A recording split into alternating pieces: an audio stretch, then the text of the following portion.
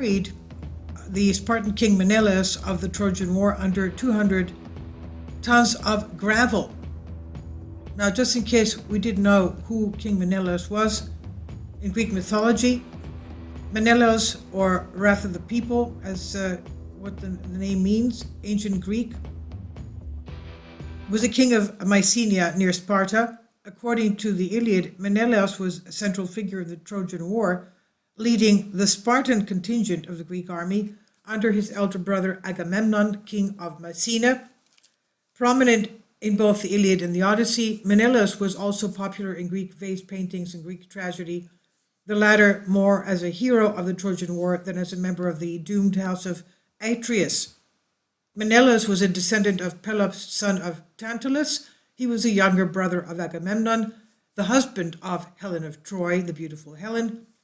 And according to the usual version of the story, followed by the Iliad and Odyssey written by Homer, Agamemnon and Menelaus were the sons of Atreus, king of Mycene, and Irope, daughter of the Cretan king Catreus.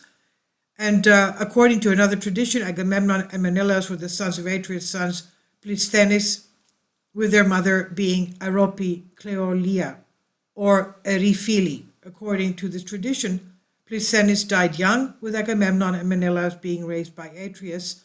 Agamemnon and Menelaus had a sister, Astohi, who married Strophius, the son of Croesus. According to the Odyssey, Menelaus had only one child by Helen, her daughter Hermione, and an illegitimate son, Megapenthes, by a slave. Other sources mention their son of Menelaus by Helen, by either Helen or slaves. A scholar on Sophocles' Electra quotes Hesiod as saying that after Hermione, Helen also bore Menelaus' son Nicostratus. While according to Crippia fragment, Menelaus and Helen had a son, Plisthenes. Now, what about his, as we said before, the burial of the Spartan king Menelaus under 200 tons of gravel? Why was this done? Because some did not like it. Anyway, the English considered that Laconia, the area of Sparta, belonged to them. And they said, ask them, we are talking about the English archaeological school that had committed Laconia to do its research. Where were they detained? They were detained by the Greek state. Did not the Greek state have archaeologists and handed over the area to the British archaeologists? The thinking was always right. In practice, things go wrong, though. That is, after the liberation of the Greek state, foreigners and Hellenic movement had contributed substantially to the cause of independence of Greece. All these, therefore, remember this happened in 1824 when Greece was a part of Turkey, the Turkish Empire. Now, all these, therefore, the great sages and Philhellenes said, quote, we are at your disposal to cooperate in the study for the discovery of Greek antiquities, end quote. We must, to be objective, say that the science of archaeology was founded by serious scientists, mainly abroad, and not by Greek archaeologists. They did not contribute either. Now, we learned that it was natural, that is, in a Greece that comes out of a 400-year slavery, these people came and made model excavations and amazing studies. We're talking about the foreign archaeologists, and the French and the English and the Germans. In any case, in the distribution, let me use this word because they divided the area between them, and the Germans said, we will take Olympia, and I do not know whether our state reacted, but I'm very afraid that it either agreed or had to agree. The French took Delphi and Delos, the Americans took the Agora of Athens, Samothrace, and the British with Sir Arthur Evans did the dig on Knossos in the island of Crete. The Italians took Festos, and the British showed a preference to Laconia, that is Sparta, and even and Mycenae in particular persisted in order to locate and discover the palace of Menelaus and the beautiful Helen, for whom the Trojan War started.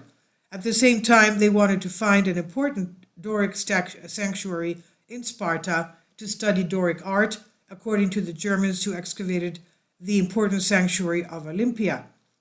In the second part of their pursuit, they really succeeded.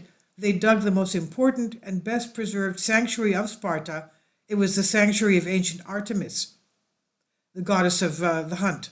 Now, of course, the study was very careful and gave us, despite a few findings, important data to follow the evolution of laconic art and architecture, that is, the area of Sparta, because Sparta was not just a military force, it was a great place of culture and dance, music, and poetry, and in science and in astronomy, etc.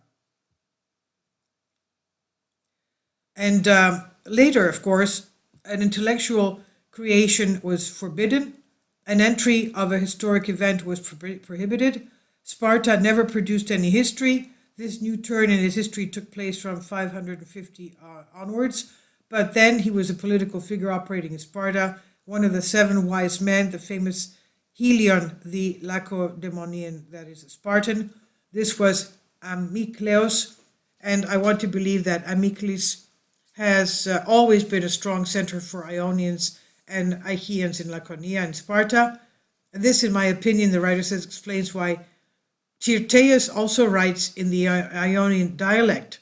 Thus, in Sparta, the Doric metropolis, there was always a strong group of Achaeans, Achaia, which the area of Sparta, which reacted to the legislation and policy of Lycurgus, and which gradually expropriated the state as well. Do you think that the legislation of Lycurgus impoverished the state? I think so, the writer says. That was not the right legislation. That's what I believe, and I believe that the clause that has been maintained until today through Plutarch is not the original clause of Lycurgus. I believe that it is a revised legal regulation, which in fact was abolished. It abolished the so-called Third Order, which was a key component of the Spartan state, because the Lacedaemonians are always divided into three in all of their manifestations, theologically and historically, but also racially and politically. Do you mean like? The like is part of the threefold division of the state and society of Sparta.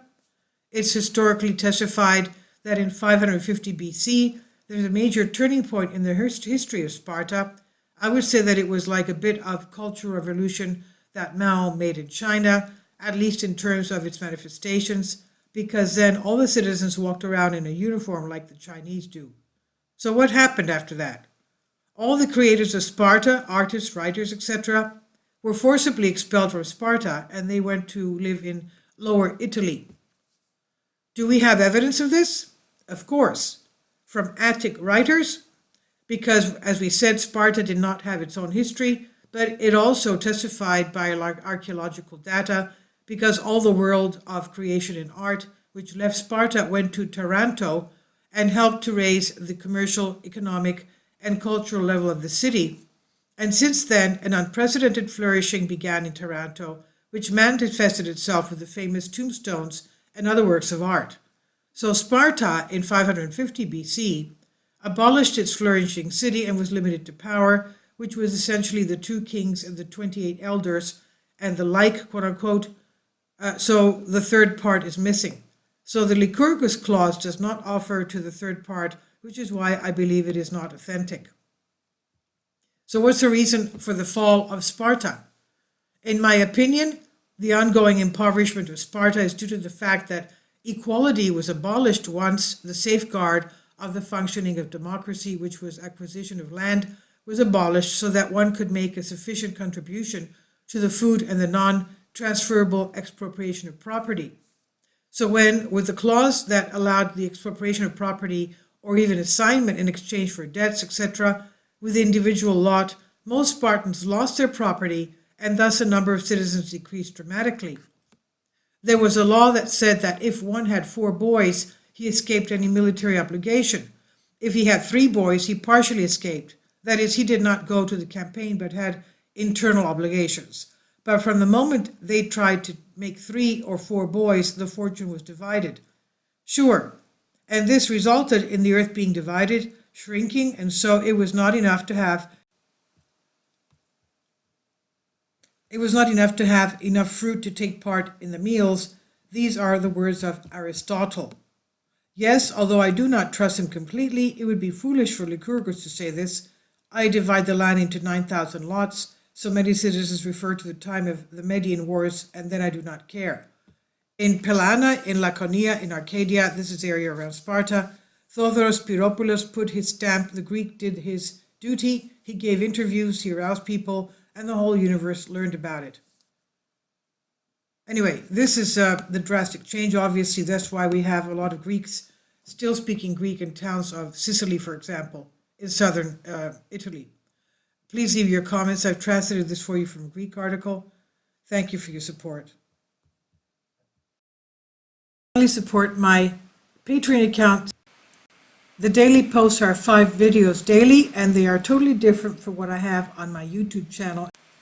Thank you so much for your support and that you find all my content so interesting. You'll find the Patreon account details in the description box below.